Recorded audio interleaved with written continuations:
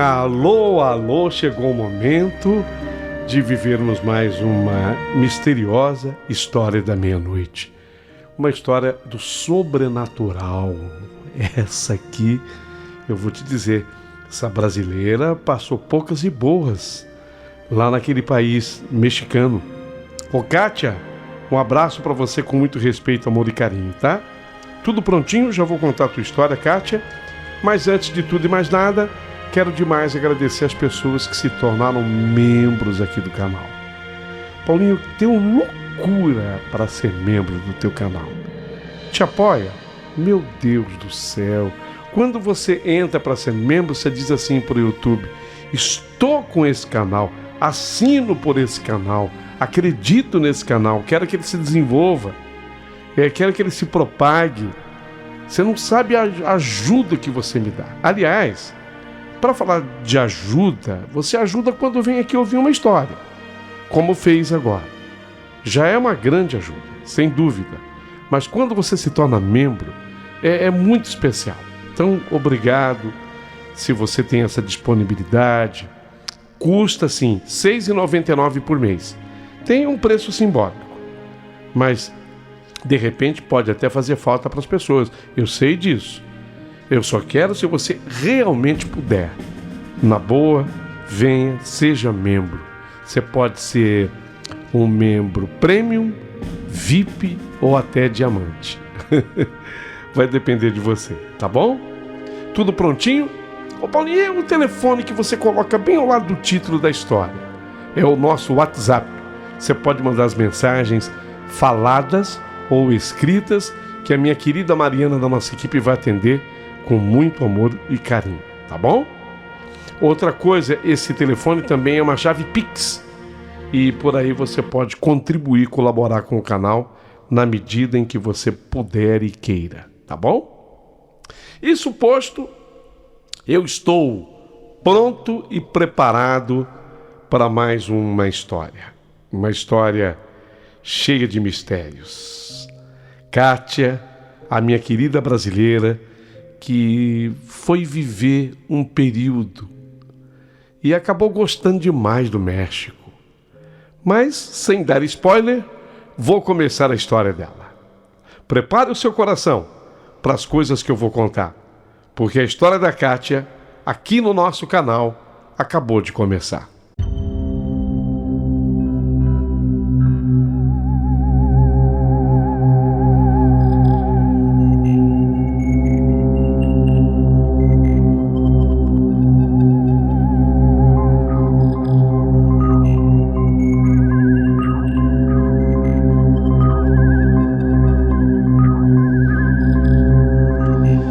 Meu querido amigo Paulinho Boa Pessoa, eu sou brasileira, meu nome é Kátia, me casei com o Juan Pérez, um mexicano, e como estava combinado isso desde o noivado, eu me mudei para o país dele, mais especialmente para uma cidade chamada Matamoros, onde era a casa da família dele, e ali ele tem numerosos parentes, e foi para lá que nós nos mudamos. Logo, decidimos ir para essa cidade. Aliás, é uma cidade muito gostosa, Matamoros. Fica num lugar muito legal. Não fica muito distante do Golfo do México, não. Assim, mar adentro, dá uns 45 quilômetros, mais ou menos, de distância do Golfo do México. E aí, a gente vivia ali naquela cidade, os parentes dele me acolheram muito bem. E você sabe que no México há um respeito muito grande. Uma coisa que eu gostaria que existisse também no Brasil, Paulinho: o respeito pelas pessoas idosas. Então ali realmente se respeita demais as pessoas idosas. Quando nós saímos de casa para visitar um dos parentes idosos do Juan, eu me sentei no banco de trás. Esse é um detalhe importante, porque no banco da frente foi a mãe dele. Foi a minha sogra, a dona Consuelo. Exatamente pela idade dela. Então, por respeito, ela é no banco da frente com ele. E eu me sentei no banco de trás. E de repente, algo parecia que me pedia para eu olhar assim à minha direita.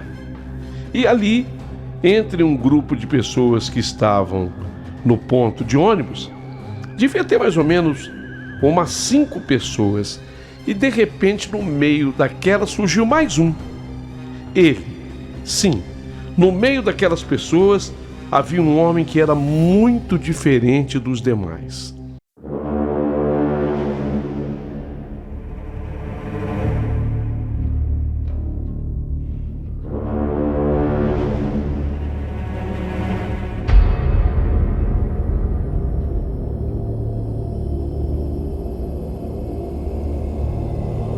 Em primeiro lugar, eu notei aquele homem diferente pelo rosto dele, porque era um rosto muito incomum. A princípio, até me pareceu que ele não tinha os olhos, mas sim grandes buracos negros no crânio. Mas então eu percebi que ele tinha sim os olhos, mas eram olhos completamente pretos, olhos bem negros. E com aqueles olhos negros, o homem estava olhando diretamente para mim. Então eu recebi uma solicitação. Eu não sei se no meu coração, do meu cérebro, para que eu olhasse pela janela lado direito. Encarei as pessoas, vi as pessoas no ponto de ônibus, mas esse homem, ele me encarou. Ele olhou até que o meu marido partiu com o carro e dobrou a esquina à esquerda. De repente, depois de eu ter tido essa visagem, eu vou dizer assim, eu comecei a me sentir muito mal. Tanto que nós tivemos que interromper a viagem. Eu lembro que eu estava sentada no banco de trás e repetindo tudo para o meu marido. Olha, eu estou me sentindo muito mal, mas eu estou mal mesmo. Eu acho que a minha pressão, ou ela subiu ou ela caiu. Eu estou me sentindo mal, está me faltando ar. Eu sei que eu tive um desmaio. Enquanto eu falava isso, eu acabei sofrendo um desmaio. Os parentes do meu marido diziam que eu estava me sentindo mal devido ao tempo quente que fazia aquele dia, especialmente no México, porque supostamente eu havia me habituado com o frio. Veja bem, eu vinha do Brasil, mas antes de eu me casar com o Juan, ele tinha que resolver algumas coisas no Alasca. E vocês sabem que o Alasca é bastante frio. Então nós ficamos um período lá no Alasca. Ela se habituou com aquele frio do Alasca e agora aqui no México ela estranhou o calorão que está fazendo. O fato é que eles relataram isso tentando explicar aquele mal súbito que eu tive. E olha, eu acabei até aceitando as explicações. Mas eu disse para eles depois que eu não achava que fosse por causa do calor, não. Porque, puxa vida, mais calor do que eu enfrentava vivendo em Maceió, capital alagoana, não era possível que eu estivesse sofrendo devido ao calor. Acontece que, mesmo eu estando já na casa, uma casa bem arejada, diga-se de passagem, inclusive com ar-condicionado, eu não estava melhorando. Eu comecei a pedir até que me levassem para o hospital. Mas os parentes do meu marido decidiram cuidar de mim ali em casa mesmo. Então, de repente, colocaram-me no quarto, aquele quarto que tinha o ar-condicionado, fecharam as cortinas, e a minha sogra, a dona Consuelo, a mãe do meu esposo, ela me deitou ali na cama, e aí aconteceu algo que eu não teria acreditado antes, se eu não tivesse visto com os meus próprios olhos.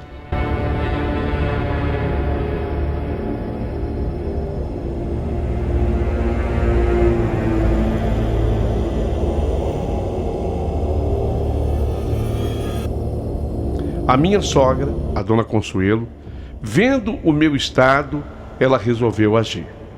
A mãe do meu marido trouxe um ovo cru,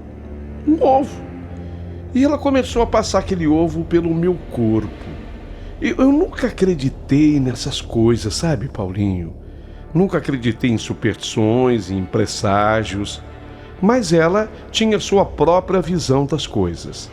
No México, os curandeiros locais costumam realizar rituais assim com um ovo cru.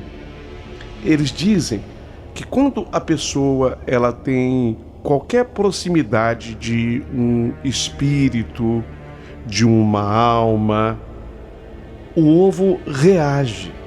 E vocês entenderão como. Então ela foi rolando aquele ovo cru em diferentes partes do meu corpo. Assim ela passou pela testa, ela passou na altura do meu peito.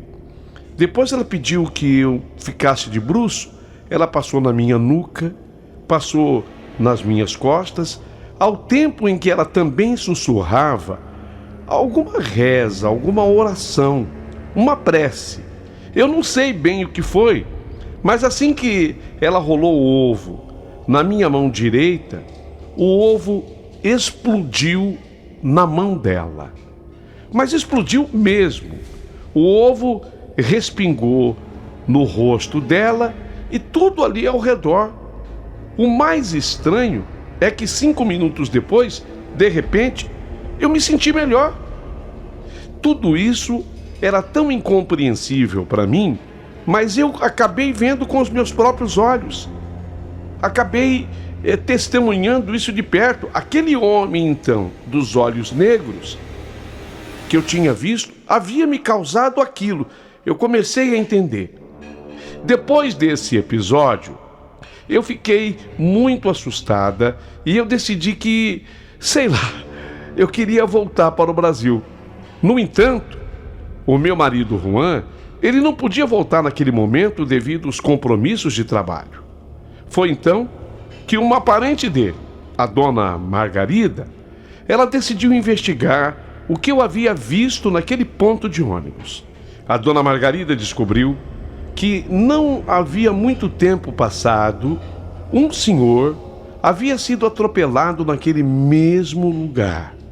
E aquele senhor ali atropelado acabou sendo sepultado como indigente, porque ele estava sem os documentos e nenhum parente dele foi encontrado, pelo menos lá na cidade de Matamoros. Essa informação me deixou ainda mais perturbada, mas também me fez questionar o que realmente tinha acontecido. Os dias se passaram e eu não conseguia tirar da minha cabeça a imagem daquele homem de olhos negros. Eu comecei a ter pesadelos recorrentes, onde ele aparecia sempre me observando com aqueles olhos vazios e ao mesmo tempo tão penetrantes. Eu sentia uma presença constante dele, como se ele estivesse me seguindo. Uma noite, eu acordei sobressaltada, com a sensação de que alguém estava no meu quarto. Eu olhei assim ao redor e, para o meu horror, eu vi a silhueta do homem dos olhos negros no canto do quarto.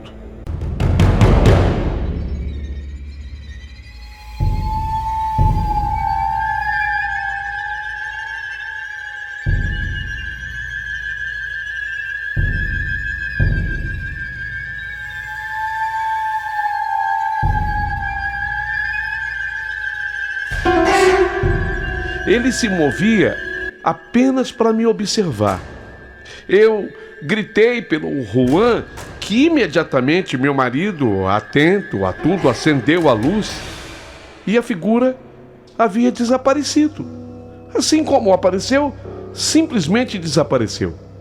Decidimos então buscar uma ajuda de um curandeiro local, conhecido por lidar com espíritos inquietos. Esse curandeiro nos explicou que o espírito do homem atropelado estava preso entre o mundo dos vivos e dos mortos, buscando alguém que pudesse ajudá-lo a encontrar paz. Então que aquele espírito havia escolhido a mim para ajudá-lo. O curandeiro, ele realizou um ritual de purificação lá na nossa casa. Ele foi lá na nossa casa e nos orientou a fazer uma oferenda no local aonde eu tinha visto ele aparecer, no ponto de ônibus onde o homem havia sofrido o acidente. Ele nos instruiu, seguimos tudo o que ele havia dito, fomos até o ponto de ônibus e ali nós deixamos flores, velas, pedindo ao Espírito que aquele Espírito encontrasse o descanso e a paz que ele tanto precisava. Aos poucos, os pesadelos começaram a diminuir e a sensação de ser sempre observada foi também desaparecendo. Finalmente, eu pude sentir um alívio e uma paz que há muito tempo eu não experimentava, embora a experiência tenha sido aterrorizante para mim. Mas isso estava me ensinando sobre a fragilidade da vida e a importância de respeitar o desconhecido. E assim, com o tempo, eu consegui ir em frente, carregando comigo a lembrança de um encontro sobrenatural que mudaria, e como de fato mudou mesmo, a minha vida para sempre. Dona Margarida, aquela parente do meu marido, determinada a descobrir mais sobre o homem que eu tinha visto, então ela foi até um instituto médico legal, onde ela tinha amigos lá. Foi lá que ela descobriu o homem e que ele havia sido morto naquele local e etc. Só que nessa segunda ida dela ao Instituto Médico Legal, ela descobriu que havia uma foto do homem, do cadáver do homem. Porque o Instituto Médico Legal fez várias fotos. E ela pegou uma cópia do rosto do homem e trouxe para me mostrar. Olha, meu amigo, quando eu vi a foto, o meu coração disparou. Era ele. Era o homem dos olhos negros que havia me assombrado. Era exatamente a mesma pessoa. Agora não tinha dúvida nenhuma. Pela fotografia, eu também o reconheci. Levamos essa foto, uma cópia dela, ao mesmo curandeiro que havia nos ajudado antes. E esse curandeiro, muito bom, ele realizou um novo ritual, buscando contato com o espírito do homem. Houve assim um momento de silêncio profundo, e aí o curandeiro revelou que o espírito havia se comunicado com ele. E o homem tinha feito revelações. Ouçam, prestem atenção. O homem era um brasileiro. Seu nome era Carlos, depois apelidado como Carlitos. Ele havia sido jogador de futebol promissor e aos 23 anos ele foi tentar a sorte num time mexicano chamado Alebrijes de Oaxaca. Chegou inclusive a ser aprovado depois de um teste nesse clube e foi até contratado. Mas infelizmente ele depois disso fraturou a perna e a vida dele desmoronou. Ele entregou-se à bebida alcoólica e acabou virando um andarilho. Quando ele já estava com a vida degringolada, ele resolveu ir a Matamoros, mais de 1.200 quilômetros de distância de onde ele estava no México. Fica localizado, Matamoros fica no estado de Tamaulipas, na fronteira com os Estados Unidos. O estado chama Tamaulipas. Matamoros é um importante porto de entrada para turistas e comércio de bens.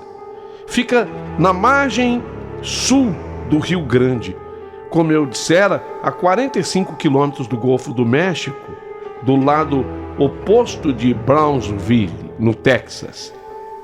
E a ida do Carlitos, a ida dele para ali, objetivava uma travessia para os Estados Unidos. Mas ele nunca conseguiu o seu intento. E ele foi ficando por lá, foi ficando em Matamoros. Sem forças para regressar ao Brasil, ele sabia, inclusive, que a ex-mulher dele havia seguido em frente e encontrado um novo amor. Isso tudo ajudou que ele se tornasse um sujeito bastante desgostoso com a vida. Até que a tragédia se abateu sobre Carlitos. Ele fora atropelado e ele morreu exatamente ali, naquele ponto de ônibus onde eu tive a visagem dele. Carlos queria que eu fizesse contato com a sua família no Brasil, para que eles no Brasil soubessem que ele estava sepultado no Panteão Nuevo, em Matamoros. Olha, nem era necessário o translado dos seus restos mortais, de acordo com a informação do curandeiro. Mas ele queria que a família dele soubesse, afinal, o que tinha acontecido com ele. O curandeiro me informou tudo isso e me fez, na verdade, sentir que aquele espírito, aquela alma do Carlitos precisava dessa reconciliação para reencontrar a paz. Com o coração pesado, eu aceitei a missão. Com a ajuda do Juan e de Dona Margarida, conseguimos localizar a família de Carlos no Brasil. Foi um momento de grande emoção quando eu acabei contando para essa família o destino do Carlos. A família se emocionou muito e confesso que eu também. Sua ex-mulher, agora casada e com filhos, chorou ao saber da notícia, mas também expressou um alívio por finalmente saber o que tinha acontecido com o Carlos, que no México ganhou o apelido de Carlitos.